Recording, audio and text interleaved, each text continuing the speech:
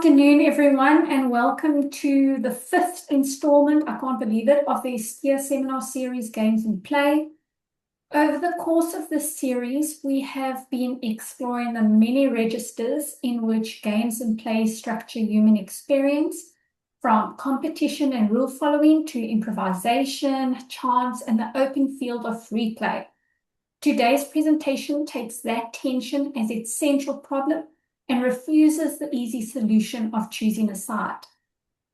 Our speaker argues that life as a game and the free play of the world are not oppositions but entanglements, and that ethical wisdom lies precisely in learning to inhabit the irresolution between them.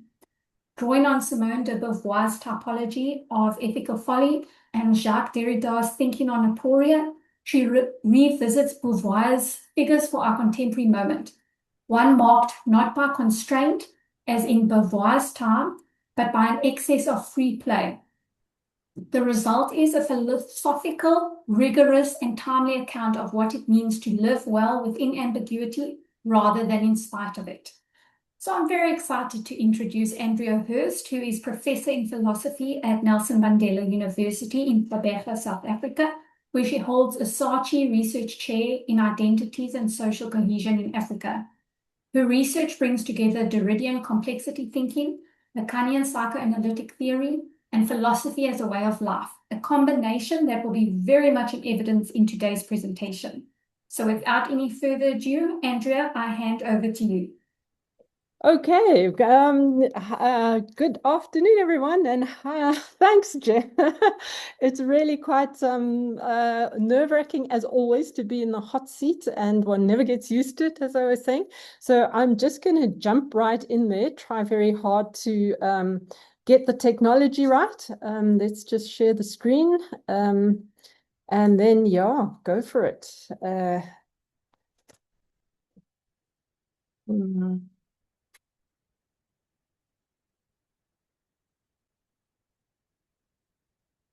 Getting there. There we go. Okay, hopefully you can all see that. So I want to talk about ethical folly, actually, in terms of two guiding metaphors, life is a game and the free play of the world. And just jump right in. Let's just play that from the start. There we go. Right. Okay. So to say life is a game is to it's to emphasize structure.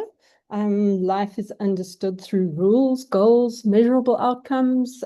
Individuals become players, making strategic decisions to optimize results, to manage risk and reward, to advance within a system.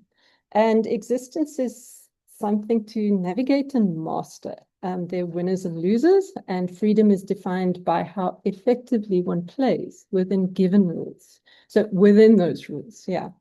By contrast, the free play of the world points to spontaneity and fluidity.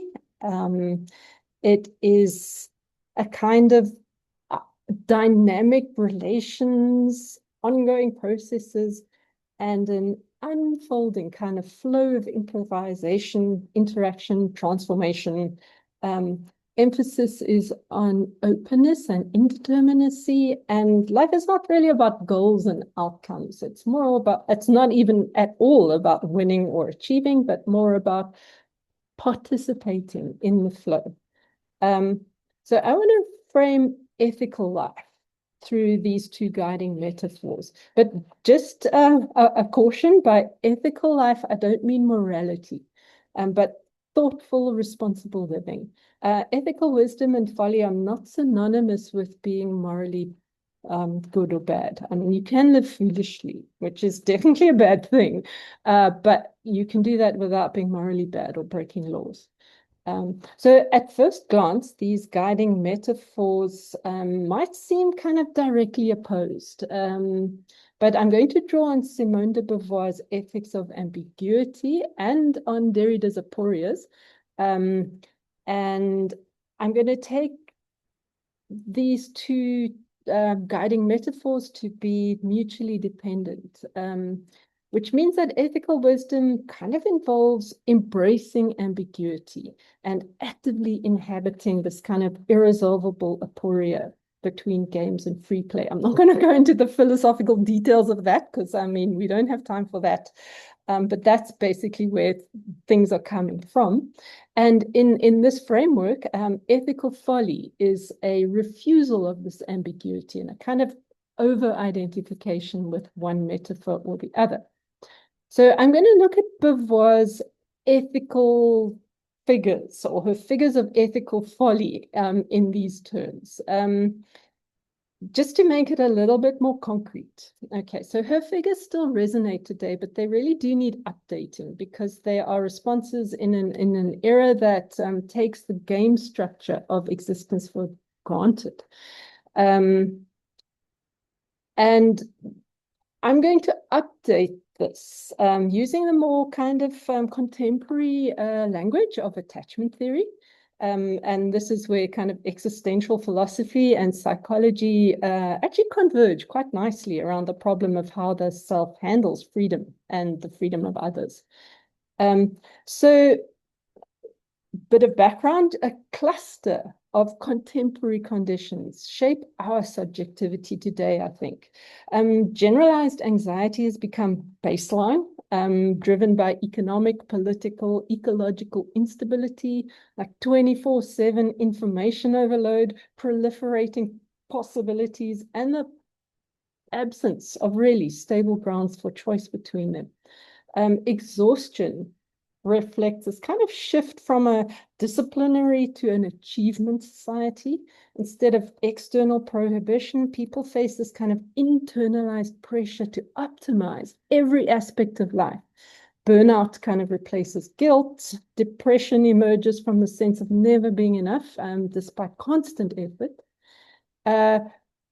Attention fragmentation follows from this kind of perpetual switching between apps, tasks, social roles, making sustained focus very difficult and leaving the self kind of scattered across platforms and feeling quite discontinuous.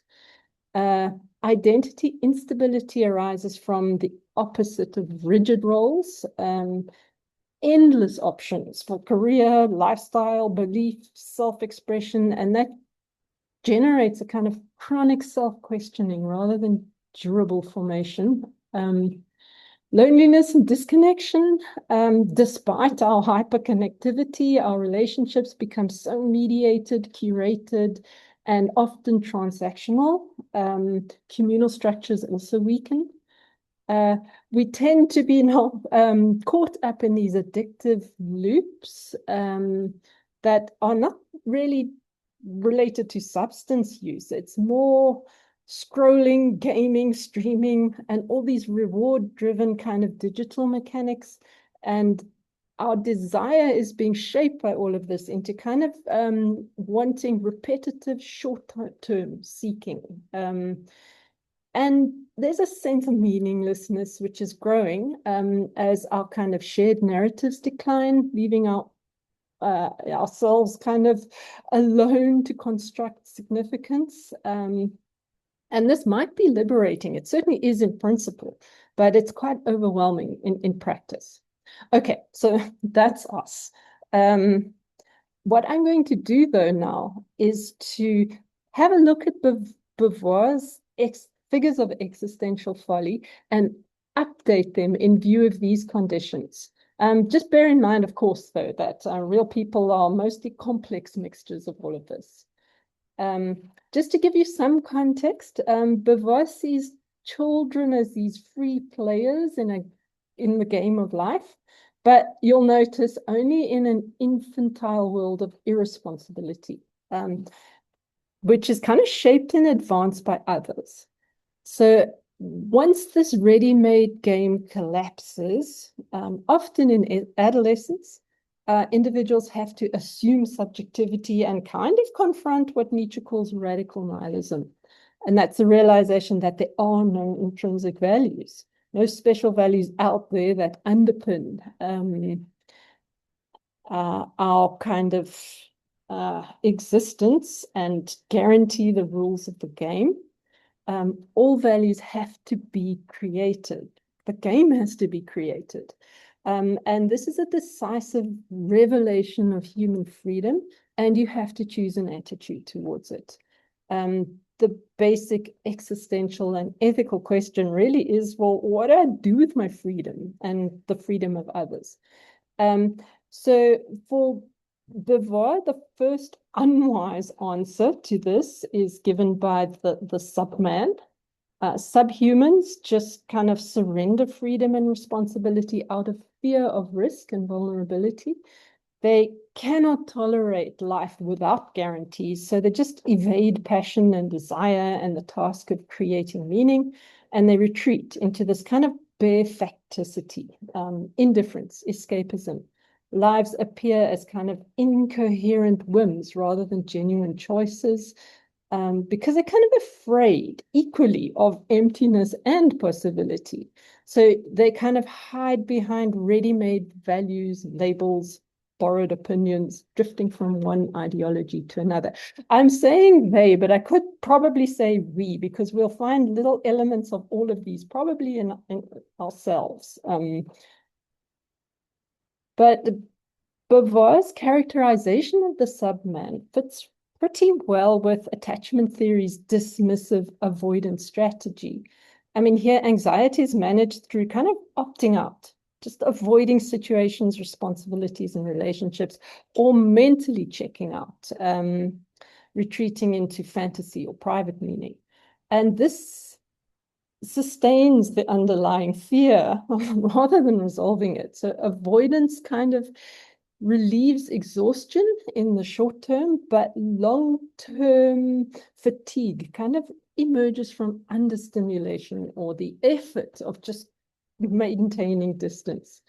Attention fragmentation is mitigated through input simplification, just turning inward. Identity instability is handled by kind of thinning identity down to minimal roles or an idealized inner life. And aloneness is a relief in a way, but it leads to deeper loneliness, and often meaninglessness is avoided by lowering expectations of meaning altogether, or kind of generating an internal meaning.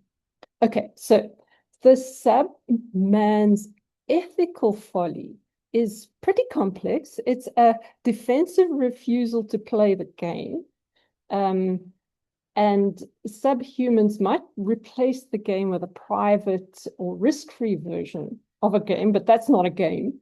But they also fear openness and contingency. They're kind of lost to the free play of the world without actively embracing it. And Beauvoir notes that this kind of lack of conviction either way makes them very dangerously susceptible to manipulation, which intensifies the very vulnerability that they fear. Okay, so that's the subman. The next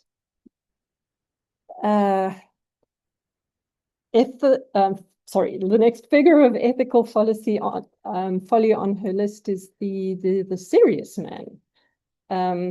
This person flees anxiety of freedom by kind of by the opposite route, okay, to the subman. Instead of kind of withdrawing from the game, they kind of dissolve themselves into rules. They become these obsessive architects of total order. Their chosen ideological values are treated as absolute truths, independent of the human beings who created and sustain them. They're still attached to the childhood fantasy of fixed external authority, hide behind roles, doctrines, and ideals, refuse responsibility for creating value. But their certainty is inherently fragile because life's fluidity continually disrupts this kind of rigid order that they're seeking, leaving them quite defensive and anxious. A strong attachment analog is the fearful avoidant attachment strategy.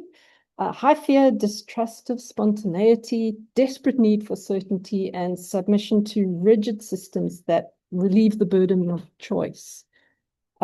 Doctrine is a substitute attachment object, replacing relational trust. So in contemporary anxiety culture, the serious person upholds strict standards of correctness to eliminate ambiguity. And this intensifies into this kind of endless checking, refining, and optimization. Rest feels negligent. Identity is shored up through brittle roles, and relationships strain under these kind of controlling expectations. Lots of repetitive loops of checking, second guessing, which give you kind of momentary relief, but you deepen the pattern. And then meaninglessness is managed through this compulsive need to just get things right. Okay, so the folly of the serious man lies in mistaking life for a perfectly rule-bound game that can be flawlessly played. Free play, improvisation, unpredictability, openness is just excluded as a threat. And rigidity is mistaken for mastery. Because values appear unconditioned and universally valid, they feel entitled to impose these on others, and they treat individual players as expendable in service of the game. And this is what makes seriousness ethically dangerous. For Beauvoir, this is the most dangerous and most common figure. Next comes what she calls the nihilist. She's actually echoing Nietzsche's radical nihilist. And she calls this disappointed seriousness. The nihilist first commits intensely to the game of life, and only to turn against all being when failed projects reveal that the world just offers no absolute justifications or guarantees. So these figures or people are caught in an all or nothing logic. They take the absence of absolutes as proof that nothing has value. And in the name of this so-called truth, they set about annihilating all values as lies.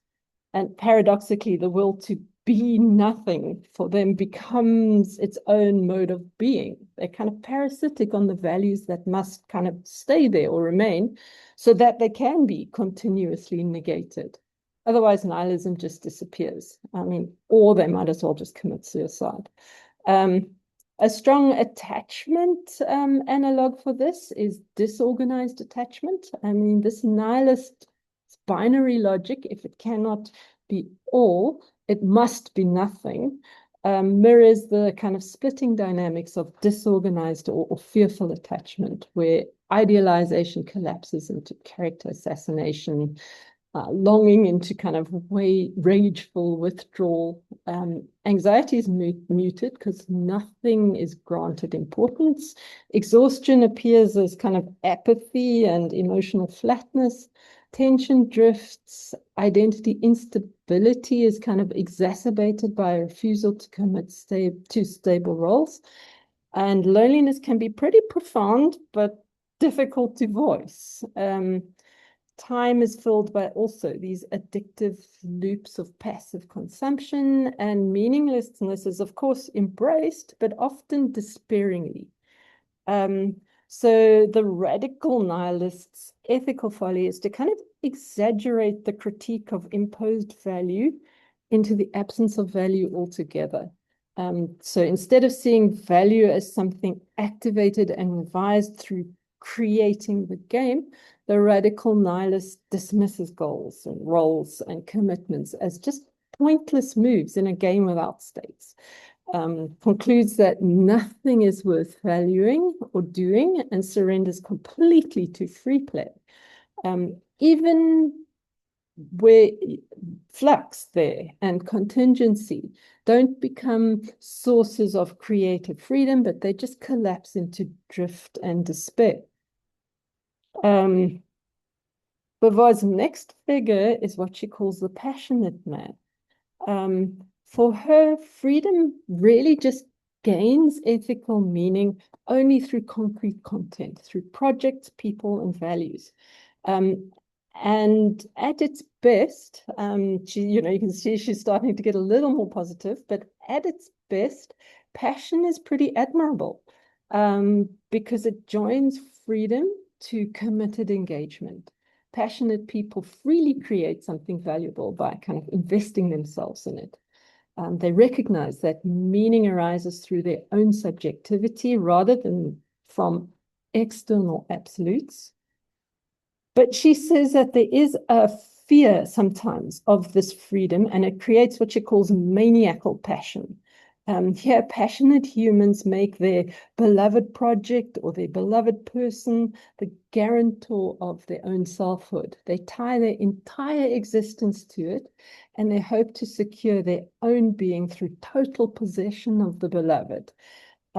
Also, everything outside the beloved just becomes secondary or hostile or meaningless. So here, a clear attachment analogy is the anxious, preoccupied attachment. So today's baseline anxiety amplifies a fear in them of abandonment. So kind of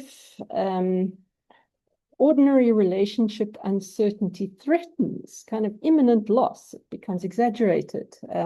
Hyperconnectivity with the other feeds this kind of obsessive surveillance, constant checking, messaging, overinterpretation of signals.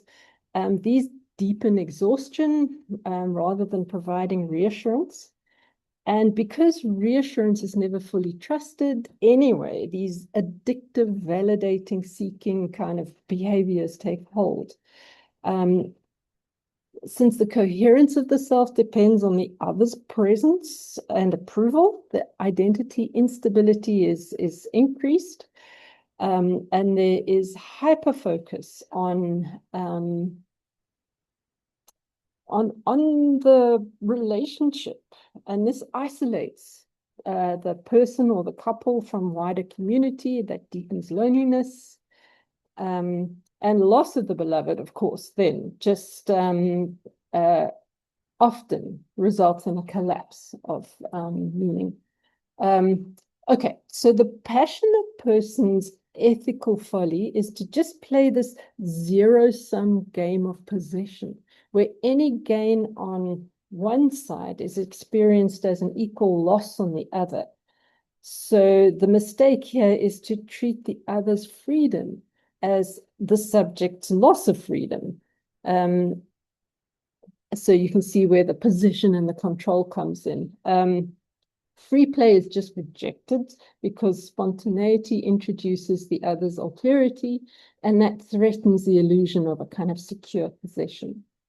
Okay, so Beauvoir's final figure is the adventurer. And adventurer is kind of, again, a more positive figure for her, but they boldly affirm freedom as action, risk, self-creation, pursuing projects without reliance on fixed moral laws. And unlike the passionate person, they remain detached from the outcomes. Their success and failure don't matter as much as the sheer exercise of freedom. And this makes them admirable as strong affirmation of subjective openness and creative responsibility. So at the level of individual subjectivity, they become quite close to her ideal of ethical freedom. But there are flaws in this character. The attachment analog is dismissive avoidant, and that's intensified sometimes by grandiose narcissism. Here, kind of emotional and relational distance kind of combines with a highly curated self built through the other's gaze, often on social media, because visibility, admiration, control of appearance are quite central. Anxiety is mostly about status. Exhaustion stems from compulsive kind of optimization and addictive loops of posting, checking, and refining in search of recognition. I mean, identity seems self-sufficient, but it remains precarious because it depends on constant validation, admiration. The result is a kind of a distinctive kind of loneliness, being highly visible without actually really being known. And this exacerbates a sense of meaninglessness. So the ethical folly of the adventurer lies in over-identifying with life, or over-identifying life as a game of performance, strategy, and conquest, where rules and relationships are just manipulated to secure admiration or power. Free play isn't actually integrated, but it's instrumentalized, because genuine openness and vulnerability threaten the persona. Action matters more than content, so projects easily then become arbitrary or self-serving. These kinds of figures do politics for excitement, they support causes for ambition, they do relationships for conquest. They also don't recognize that their freedom depends on the freedom of others. Others are just reduced to kind of instruments or obstacles or spectators in the drama of their kind of self-presentation. So, but Beauvoir thinks that, you can follow Hegel's master-slave dialectic here, the logic of it anyway, and show that the adventurer's apparent independence and mastery succumbs to dependence on the other for recognition. So adventurers just miss this reciprocity and playfulness through which freedom becomes genuinely ethical. Okay, so I think that Beauvoir's typology of these figures already gives us a really kind of rich picture of ethical folly that easily resonates with our self-understanding, and even today. But what I did find kind of interesting is that attachment theory offers several important other patterns that are not really there in her work or only partially visible in her typology. And that opens a space for us to kind of develop additional figures that emerged more directly from today's conditions. So this is where things become a bit speculative for me. I haven't really looked at these figures very carefully, but I thought it would be kind of fun and interesting to just throw out a few possibilities, and then maybe that is something we can chat about. So one of them, the oscillating self, I think, fearful, disorganized attachment orientation, marked by this unstable cycling between anxiety and avoidance, swings between clinging and withdrawal, desire for intimacy, fear of it, producing this really contradictory behavior between, towards the same person or the same thing. Life is lived at these volatile extremes where both self and others are constantly at the edge of disillusion and reversal, exhaustion, emotional burnout. Okay, I'm not going to go into it in too much detail. I have a feeling we're sort of running out of time. Ethical folly there would be tied to immersion in overwhelming free play, that life is driven by these emotional intensities rather than durable passion and expectations, loyalties, and and then all the interpretations just shift too quickly to stabilize any kind of shared life or shared rules. Okay, so that's the one I thought was interesting. The other one is the fortress self, characterized by fear, mistrust, strong identity investment in self-sufficiency. Contemporary manifestation would be the paranoia conspiracy theorist. We seem to have a few of those around in post-COVID and before, I suppose. And here there's a kind of very much a sense of externalization. I see what others don't, deepens isolation, and distrust becomes an intensifier of loneliness and lots of addictive loops of doom scrolling and conspiracy consumption.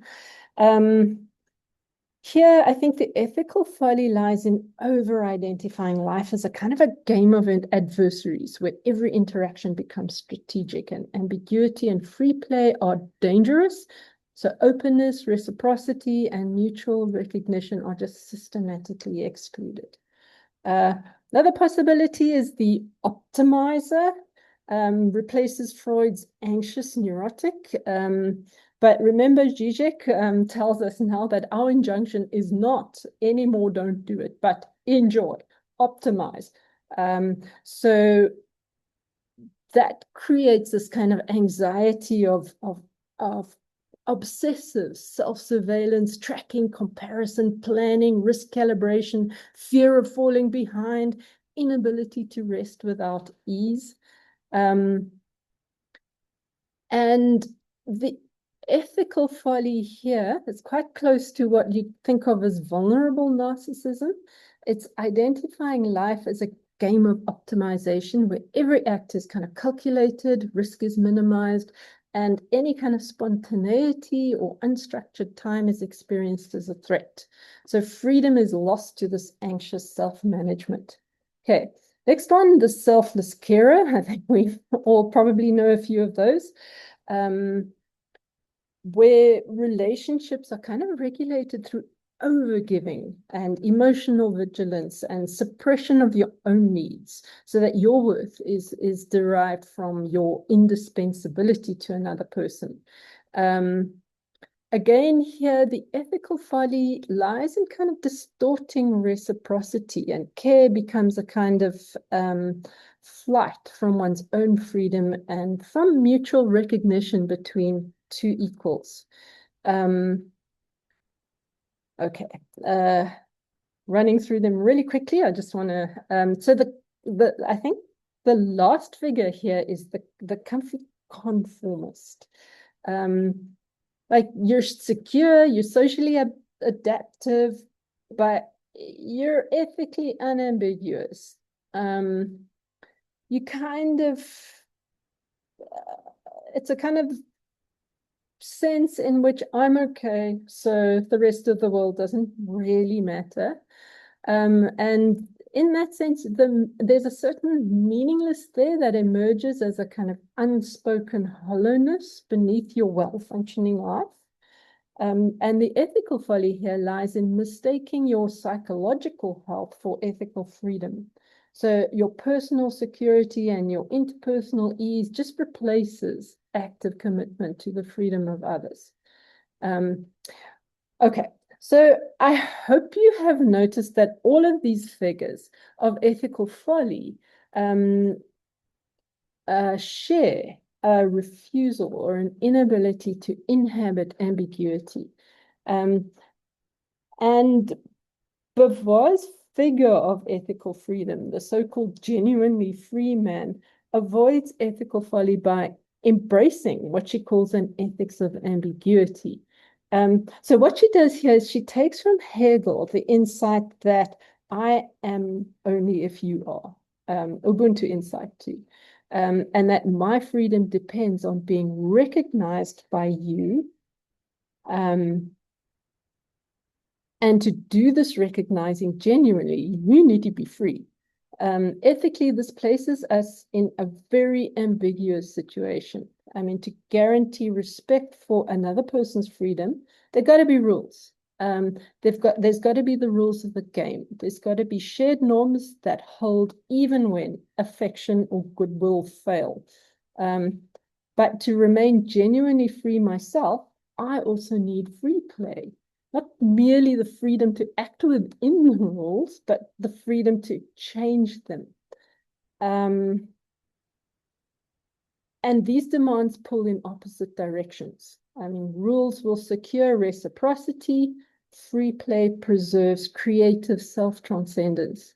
And for Beauvoir, the genuinely free person can inhabit this ambiguity, that you play the game of life without being reduced to its structures, and you remain open to contingency without dissolving into pure flux. But that is very abstract. When you bring it down to real life, then you have to go along with Derrida, who says, actually, this is radicalized because we find ourselves in an aphoretic double bind. I mean, if life is merely a game governed by rules, of course, freedom is lost. But pure free play is no solution to that. When nothing binds, total uncertainty would also produce paralysis rather than freedom, sure. and you cannot choose one side or the other.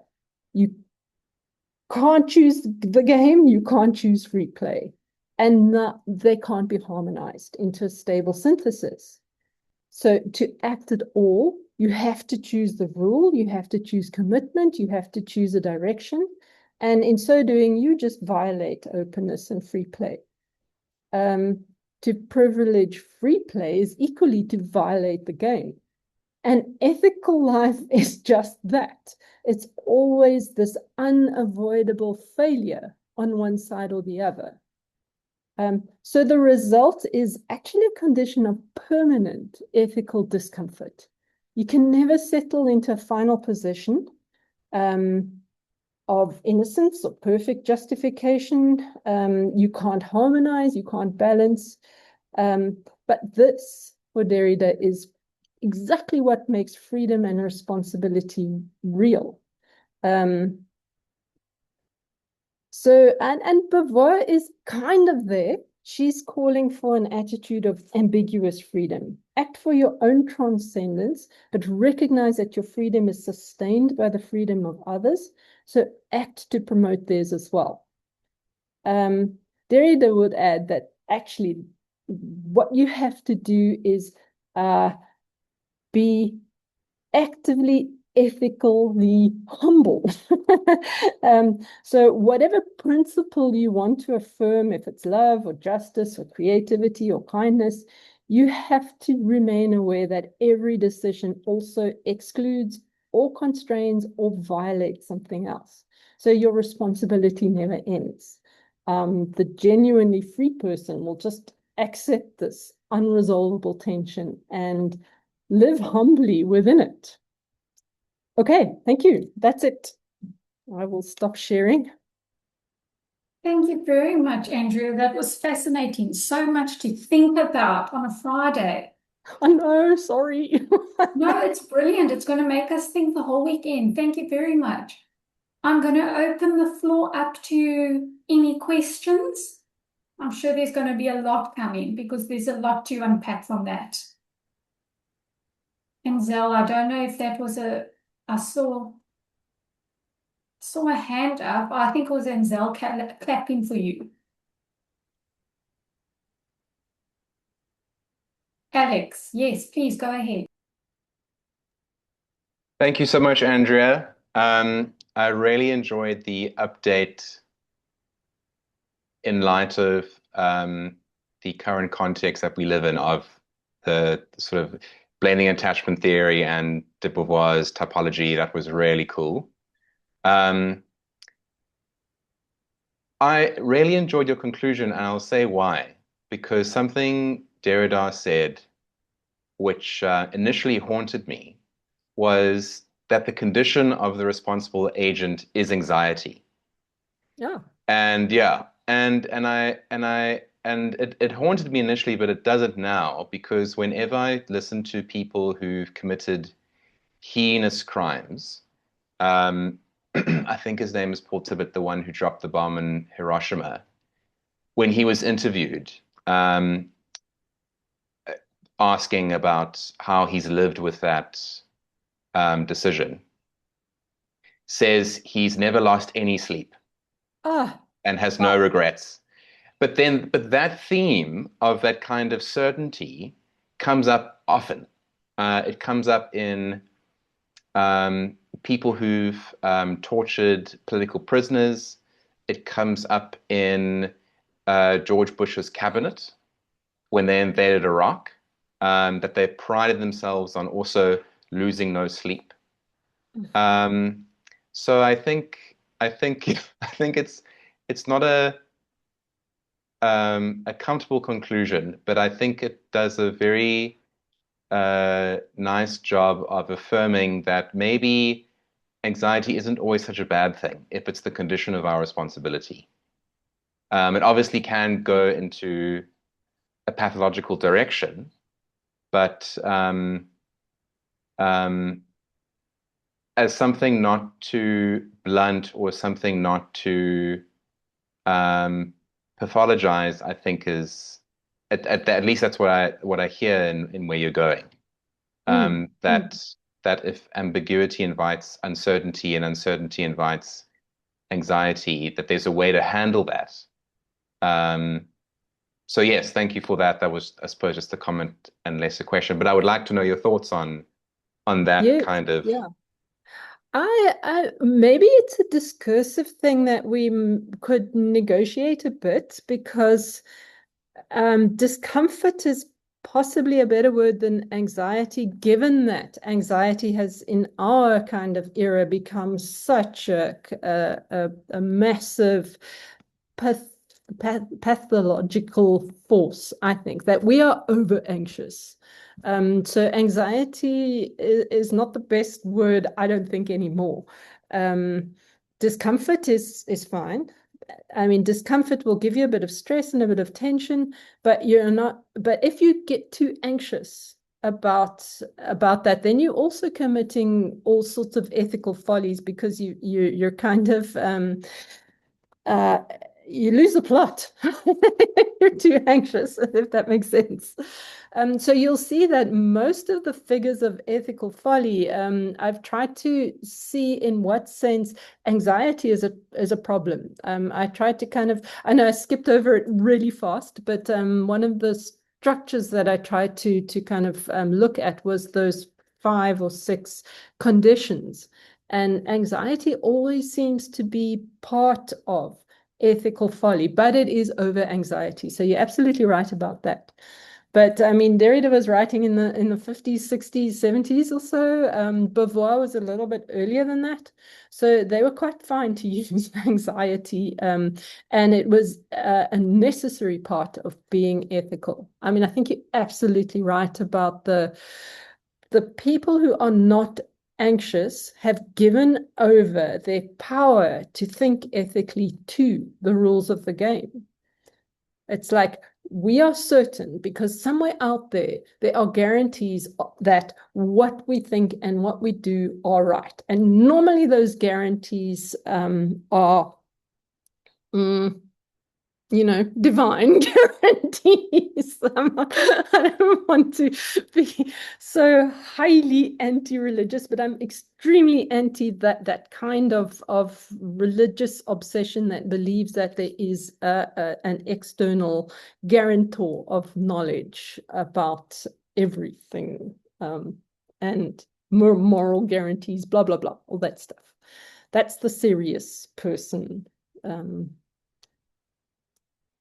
So one comment on that, just as a bit of a funny thing, on the divine providing guarantees, that I always have a chuckle when 2 rugby teams in South Africa kneel and then pray so that their team will win. And obviously one team's guaranteed to lose. So I just always find that very funny. Yeah. And how do you Yeah. negotiate that and that image of divine? But thanks, Andrea. That was a lovely comment. My questions were answered. Thanks. Okay, thank you. Thanks so much, Alex. Can I open up the floor to any other questions? You can just, there, Jason. I knew you were going to put your hand up. Go ahead.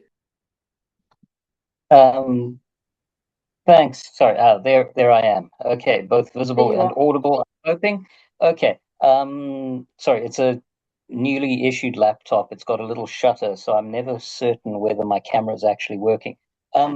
Thanks, Andrea. That was very helpful, and it was an introduction both to an aspect of Beauvoir I hadn't come across, and an explainer on attachment theory, which I wish I understood better, and I might a little. So I appreciate that. But what I wanted to ask was, when you started,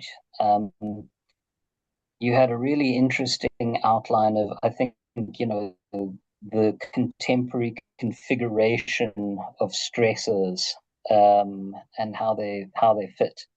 And I suppose I was just wondering, I wasn't clear on what Beauvoir thinks the positive response is. So I got a good picture, I think, of what the follies are, but I was less clear on what an authentic response might be to these kinds of stresses.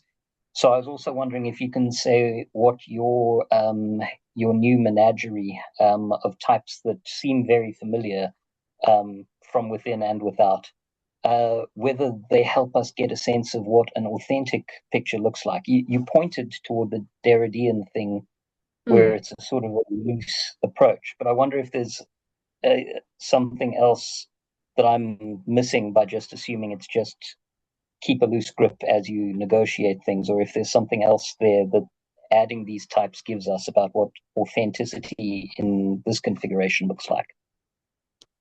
I actually don't think there's too much more. Basically, Beauvoir in Ethics of Ambiguity is trying to work through Hegel, actually, because remember, Sartre is quite or very influenced by the master-slave dialectic. And a lot of existentialism has to do with the fact that there's this conflict and competition in the self-other relationship, where your gaze will threaten to objectify me.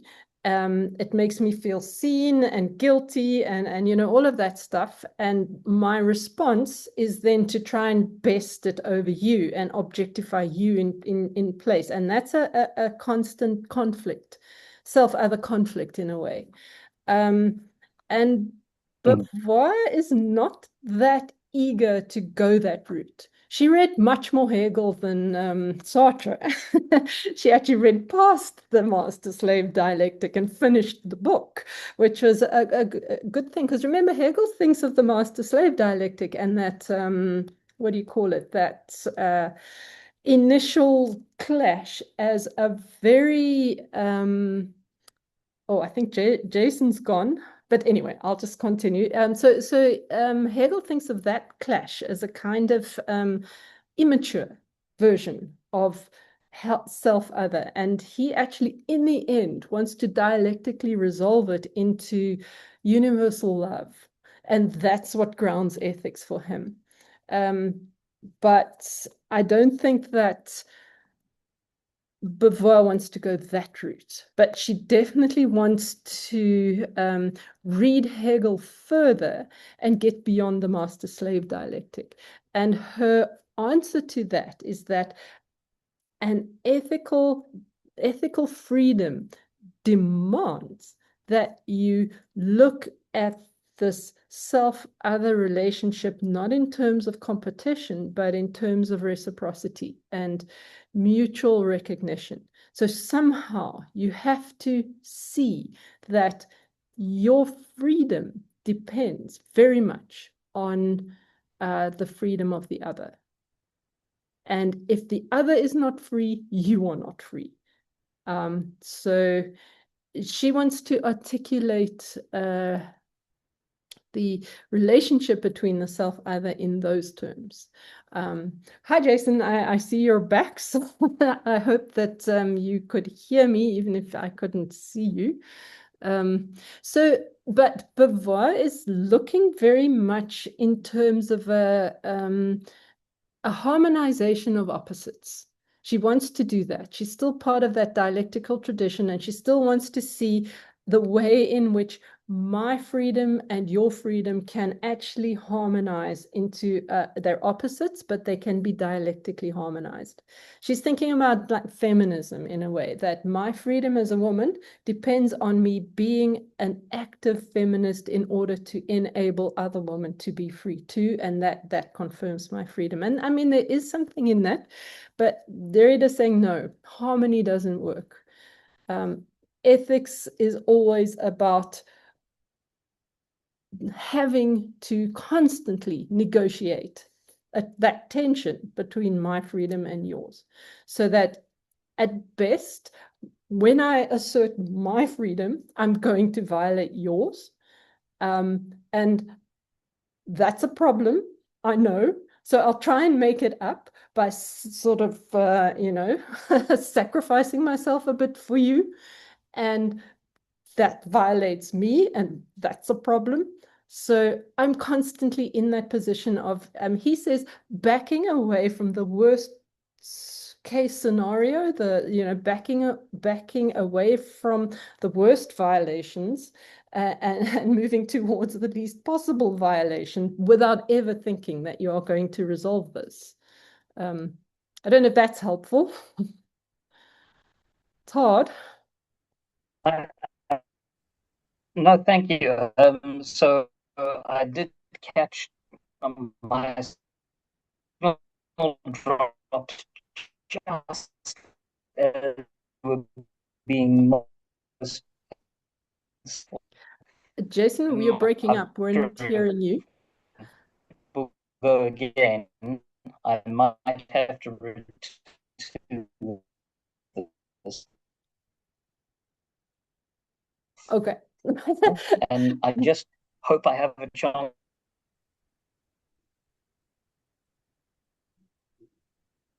Okay. We've lost Jason. Andrea, Mm. we have a question from Werner. He says his microphone isn't working today, so I'm just going to read his question. It says, thanks for the great talk, Andrea. I guess the tough question would be, how does one will the freedom of the other? This co-violation sounds very transactional. So how does one will the freedom of the other? Because the co-violation sounds very transactional. Hi, Werner, and thanks. I'm not sure what exactly that means, but the co-violation sounds very transactional. I'm afraid I don't really know what transactional means in that sense, but perhaps just pop it in the chat. But how do you will the freedom of the other? For Beauvoir, you act in a way that doesn't get in the way of it, I suppose. I think with Derrida, you can't will the freedom of the other. The other has to assume his or her freedom or their freedom or whatever it is. And it's not a matter of your will. You can humbly try to keep out of the way of their freedom, but you can't force them to be free or will them to be free or even want somebody else to be free. You got to actually kind of look at yourself. I would imagine that would be my my thumbs up take on it, that there's not a matter of will involved in it at all. I don't know if that helps at all. Anyone else have some sense of how one might answer that? Andrea, I don't, but now that you've said something else that sparked an interest for me, and that is, you say you cannot will freedom, the freedom of the other. How would you speak to Beauvoir in terms of Rancière? Because Rancière argues, for example, equality. So, okay, let me not conflate freedom and equality, but too much.